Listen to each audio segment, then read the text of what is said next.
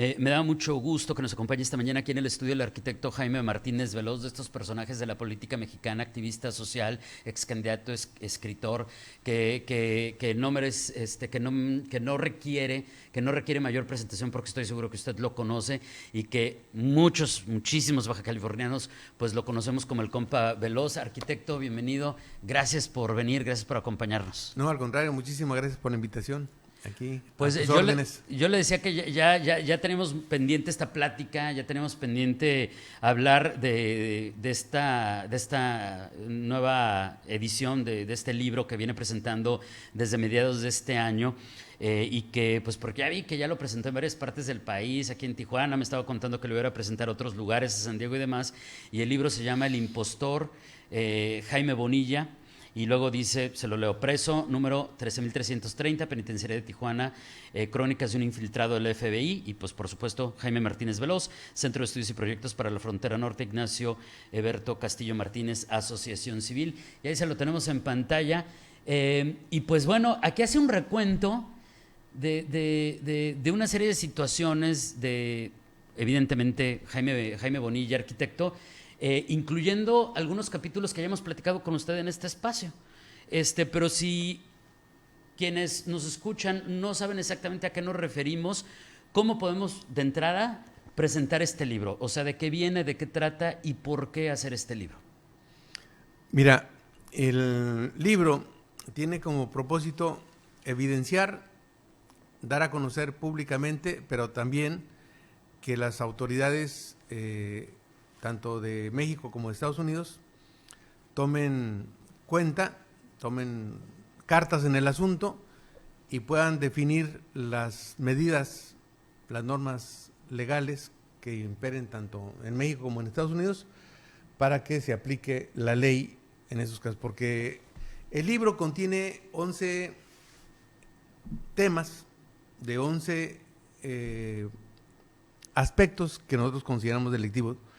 Solamente es el inicio. Nosotros estamos haciendo ya la ampliación de esto, o sea, se han incorporado toda una serie de temas adicionales. Pues digamos que esta es la primera parte de la entrega, podemos verlo así. Exactamente. Muy bien. Entonces, ahí se plantea desde su paso por el distrito de Agua de Otay, el reclutamiento que hace el FBI de él como informante, no como informante, sino como infiltrado en las propias oficinas de Otay Juárez, donde él reporta, él graba a sus compañeros de trabajo o empresarios, y esas grabaciones son utilizadas en juicios al interior de Estados Unidos, ¿no?, en los juzgados norteamericanos. También, por otro lado, se narra el procedimiento que se utilizó, que él utilizó siendo diputado federal en México en el año 2012, del 2012 al 2016, por ejemplo. Él fue diputado del 2012 al 2015 en México. Pero del 2012 al 2016, en Estados Unidos, en forma paralela, siendo presidente de Morena y siendo diputado federal en México, él se inscribe como candidato al distrito de Agua de Otay, porque en Estados Unidos es obligatorio, y como el financiamiento es privado, es obligatorio inscribir tu comité ante el órgano electoral, en donde se plasma la cantidad de recursos que tiene tu comité. Entonces, ahí está, como en forma paralela, siendo autoridad o representante popular en México, se inscribía en Estados Unidos como aspirante al distrito de Agua de Otay. Me da la impresión como que no confiaba mucho en su partido, en Morena, y quería dejar abierta la puerta. Entonces, están los documentos apostillados, certificados por un notario público en California, en donde, siendo diputado federal aquí, era candidato también, o aspirante a candidato en Estados Unidos. Cosa que es una a ver, perdón que lo interrumpa, arquitecto, pero de los temas que nos han listado hasta el momento, una particularidad es que pues son públicos. O sea, están disponibles. Claro. Son abiertos. Sí. Estos documentos, el libro no trae ninguna filtración, ninguna grabación, nada que no esté públicamente documentado y que se tenga acceso tanto en los medios de comunicación como en las instancias públicas de México y de Estados Unidos. Entonces, los delitos están comprobados, Está también la narración de cómo intentó ampliar el mandato de su gobierno. La famosa ley Bonilla. Es sí, ¿no? Exactamente, mira, quiero hacer un paréntesis en ese caso, porque ese fue el elemento disruptivo. Me dices, ¿por qué? Bueno, yo apoyé las aspiraciones de Andrés Manuel López Obrador durante 18 años, desde distintas trincheras. En el 2018 se generaron grandes expectativas para la población y en particularmente para Baja California. Incluso se estableció aquí una serie de compromisos.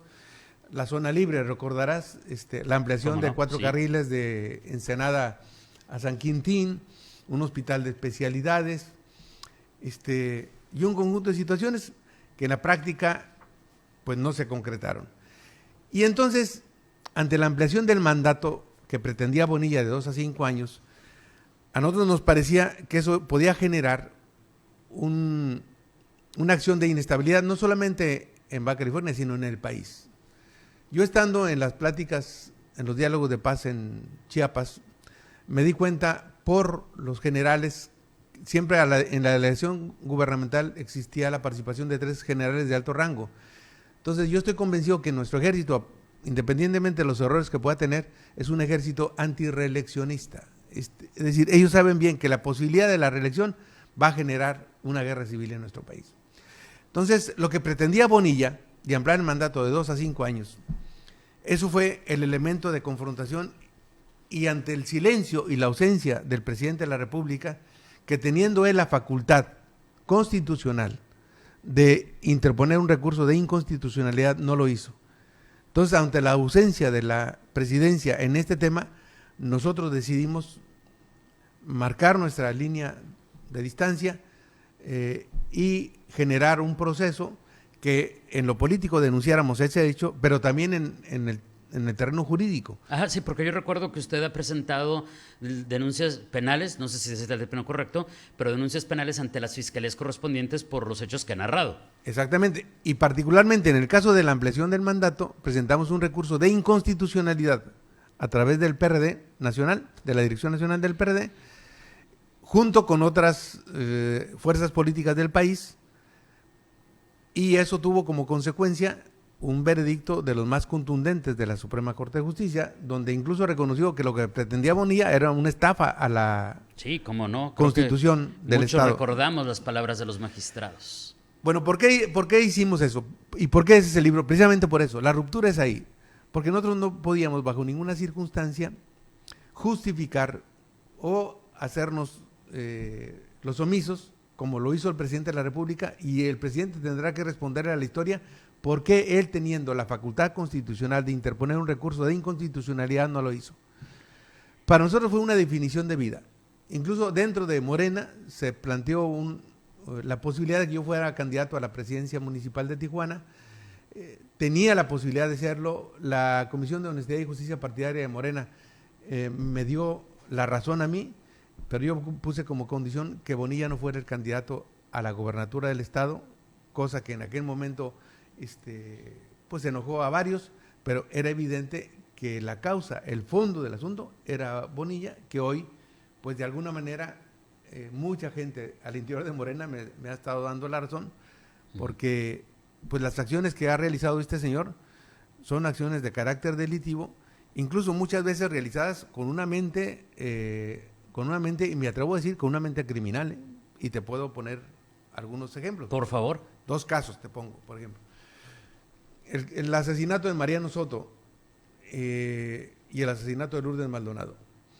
O sea, un día un reportero de Bonilla, o de la empresa de Bonilla, entrevista a Mariano Soto y dice que si algo le pasa, el culpable será Arturo González Cruz. Lo recuerdo. Por desgracia lo asesinan y de inmediato Jaime Bonilla acusa a Arturo González Cruz de estar detrás del asesinato. Sin tener ninguna prueba, ninguna investigación, lo acusa y lo hace renunciar. Número 2, asesinan a Lourdes Maldonado un día antes de que le llevaran a cabo la resolución que un juez le había dado en su favor. Le había dado la razón a Lourdes. Le había dado la razón a Lourdes. Y toda la lógica que utiliza para acusar e implicar a Arturo González Cruz en un hecho criminal donde evidentemente no existía ninguna prueba en ese momento, y hasta la fecha, pues, pero sí se ofende porque en el caso del asesinato de Lourdes Maldonado, en lugar de reclamar el esclarecimiento del asesinato, en lugar de estar luchando por eso, se hace el ofendido de que alguna gente lo involucra en ese hecho, dado que, bueno, Lourdes semanas antes había ganado el juicio y además lo había denunciado, lo había exhibido, de que sus empresas paga con efectivo, no le paga al Seguro Social ni al Infonavit. Y entonces se hacen los ofendidos él y Amador Rodríguez Lozano, cuando bajo la misma lógica habían acusado sin pruebas a Arturo González Cruz detrás del asesinato de un periodista sin tener ninguna investigación. Entonces, para construir ese pensamiento y esas definiciones y esas justificaciones y esas incriminaciones, pues naturalmente surgen de una mente criminal. O sea, no puede surgir de una mente de un ciudadano común y corriente. O sea, actúa bajo una lógica, y hasta la fecha, incluso con el gobierno actual, te puedo poner, por ejemplo, el caso de la quema de vehículos que se realizó en agosto del año pasado, que hasta la fecha los ciudadanos no tenemos una versión oficial del gobierno. Hay 3 niveles de gobierno de un mismo partido y tenemos la versión de la alcaldesa que señaló que esas acciones había sido por el cobro a facturas de gente que no había pagado. Después el presidente de la República dice que son acciones realizadas por propagandistas de sus adversarios, propaganda de sus adversarios. La gobernadora señala que ya apresaron a 17 personas y después Bonilla sale acusando a la gobernadora de que eso había sido porque la gobernadora estaba involucrada con... Sí, que hasta lo hizo en la tribuna del Senado, ¿no? Del Senado, sí, ¿no? Cómo no. Pero lo cierto es que como irresponsablemente yo digo, a ver, si Bonilla tiene las pruebas, ¿por qué no va a una instancia judicial para que realice una denuncia que él se supone que tiene los fundamentos? Incluso con tan mal tino que llega a decir que el gobierno de Baja California ha pasado a dejar de ser socio de los criminales a convertirse en un cártel. O socio de los cárteles. Bueno, él está reconociendo públicamente que su gobierno era socio. Es lo primerito que yo pensé, dije, a ver, espérame, esa acusación está como medio rara. Oiga, arquitecto, hay otros capítulos, adicionalmente a lo que ya nos ha comentado, que se antojan sumamente interesantes y que además son temas inacabados, desde el tema de sus propiedades, algo que sigue siendo motivo de discusión y de cuestionamientos, el caso de Fisamex. Y me llama en particular el tema del prestanombres. ¿Qué hay con ese asunto del prestanombres, Jaime Bonilla? Bonilla establece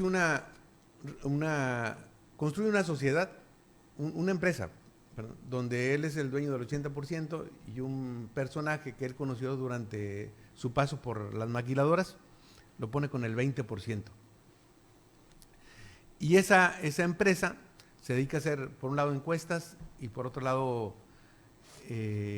carteleras, y es la que empieza a utilizar primero como Morena. Entonces él se promocionaba ahí y gastándose el dinero de Morena.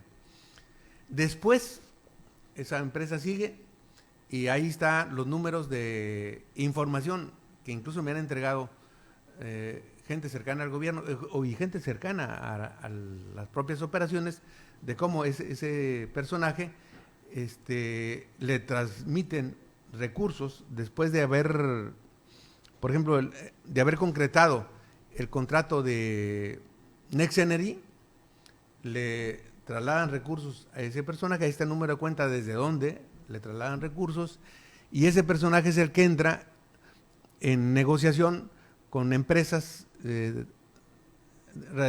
radiodifusión de Tijuana para hacer las operaciones de compraventa.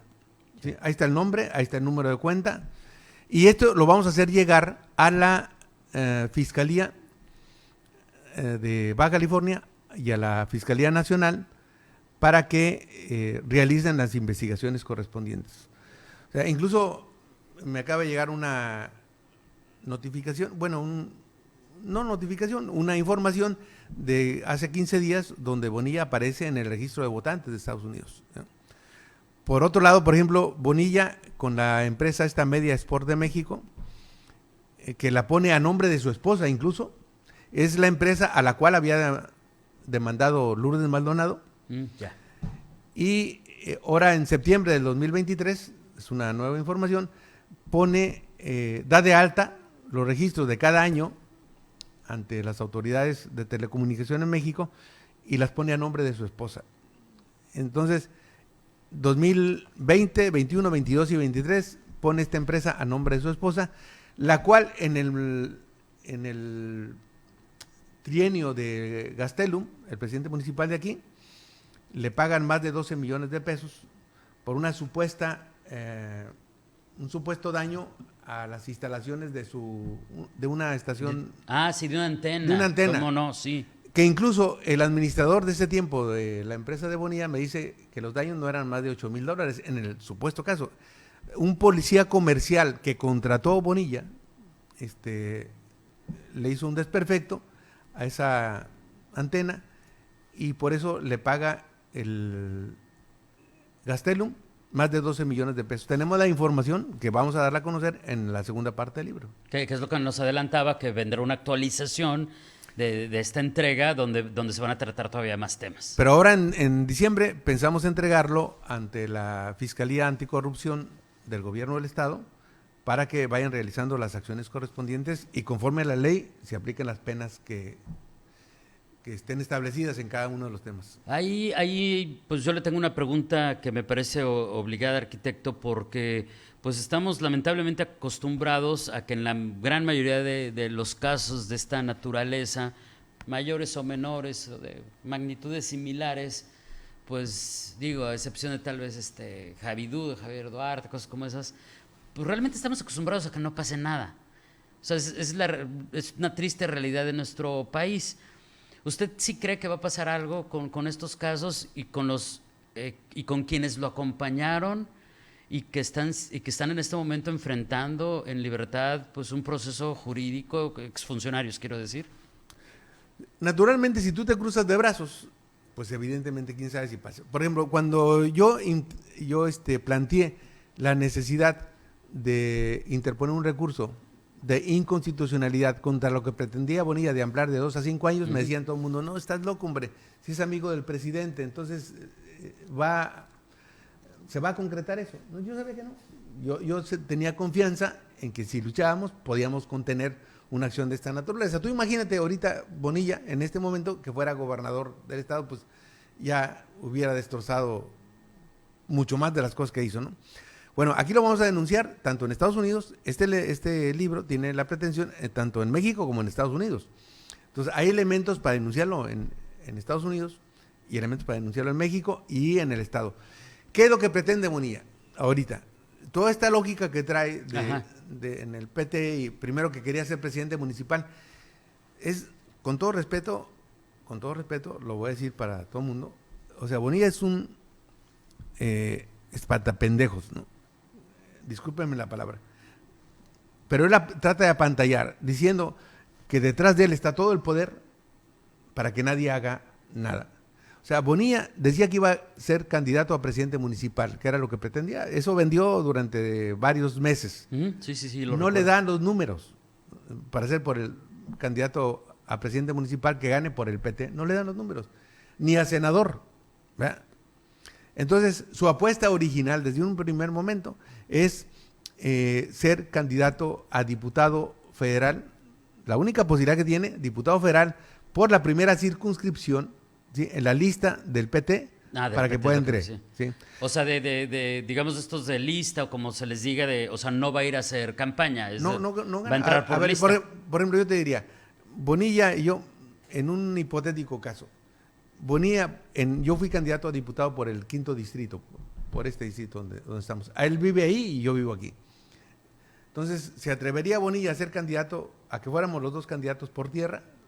Él por el PT, yo por la alianza PRI-PAN-PRD, Morena que tenga su candidato o candidata, ¿Se atrevería? No se atreve, porque naturalmente él quiere ir a la segura. Él en este momento lo que pretende ser fuero para evitar Exactamente, es lo que le quería preguntar. ¿Cuál es la intención? El fuero. El fuero, ya. Nada más. Entonces, pero incluso el fuero no lo protege frente a acciones de carácter delictivo. O sea, con la nueva conformación de la Cámara, y sobre todo también en Estados Unidos, o sea, él sigue siendo ciudadano norteamericano.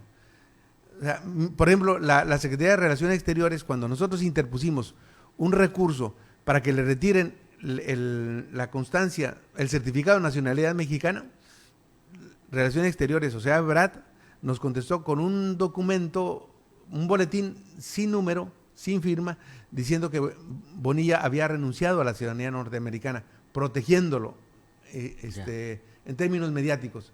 Pero bueno, yo tengo una constancia de hace 15 días donde Bonilla sigue siendo ciudadano estadounidense. Entonces, no es un tema de la doble ciudadanía o estar en contra de quien tenga la doble ciudadanía. Yo tengo 3 hijas, 2 hijos y un hijo que tienen la doble ciudadanía. Aquí es común. Pero cuando tienes un acto de esta naturaleza, quieres ser representante de un país, pues tienes que decidir por quién vas a representar a México. Sí, eso es una actividad de una naturaleza totalmente distinta. Arquitecto, se nos acaba el tiempo. El libro El Impostor, ya revisé que está pues prácticamente disponible en todas las plataformas, está disponible físicamente, está disponible electrónico, lo vi hasta, perdón por el gol, pero lo vi hasta en Amazon, enhorabuena por ello. Ya vi los espectaculares, pero no puedo despedirlo sin hacerle una pregunta, bien, que creo que es obvia y seguramente mucha gente también se lo está haciendo. ¿La magnitud de estas denuncias pueden representar un peligro para usted? Sí, sin duda. ¿Hay miedo? ¿Hay precaución? ¿Hay cuidado? O sea, ¿qué reflexión hay ante situaciones como las que aquí mismo usted nos acaba de narrar? Ya nos había platicado muchas de ellas, las retomamos para poner en contexto el libro, pero ¿qué hay respecto a ese tema? Mira, en la primera página, precisamente en la primera página del libro, en la primera parte está un reconocimiento a todas las aportaciones que hicieron periodistas, investigadores. O sea, este libro no podía haberse realizado si no existe una aportación colectiva. Pero hay un párrafo, el último párrafo que está en negro, en donde se establece naturalmente esta aclaración. O sea, naturalmente, conociendo a Bonilla y sabiendo en las cosas que se ha involucrado, yo lo hago responsable si le sucede algo a mi familia o a mí. Pero debe entender, yo soy parte de una generación en este país que discutió después del 68 si la vía para el cambio político era la vía política o la vía armada. Sufrimos la persecución de los órganos de la represión política en aquel tiempo. Entonces soy un hombre formado en la lucha política, no me espanta Bonilla y creo que es un deber moral, político y ciudadano hacer una denuncia de esta naturaleza. No le tengo ningún temor a Bonilla y lo voy a confrontar en lo político, en lo jurídico, en lo judicial, en todos los terrenos. No importa que tenga 20 estaciones de radio, no importa que esté cobijado por una serie de intereses, lo voy a combatir, lo voy a denunciar y le voy a pedir explicación a todas las autoridades por qué ese solapamiento y por qué ese cobijo. Te pongo un ejemplo, le puse crónica de un infiltrado del FBI, ¿sí? ¿Por qué sabiendo que Bonilla, por ejemplo, Bonilla fue reclutado por el FBI en el año 2001? ¿Por qué el FBI, teniendo información de que Bonilla lavaba dinero de los cárteles desde los fines de los 80s, por qué reclutó a un personaje de esta naturaleza? A ver, se supone que el FBI sabe todo y tiene mucha investigación. ¿Por qué lo reclutó en el año 2001? ¿Por qué Andrés Manuel López Obrador, que tanto acusa a las agencias de inteligencia de Estados Unidos que están interviniendo en México, por qué nos permitió? Porque si sabía malo y si no sabía peor, él dice que los presidentes saben todo. ¿Por qué permitió que un agente de inteligencia de Estados Unidos o reclutado por el FBI haya sido gobernador de Baja California?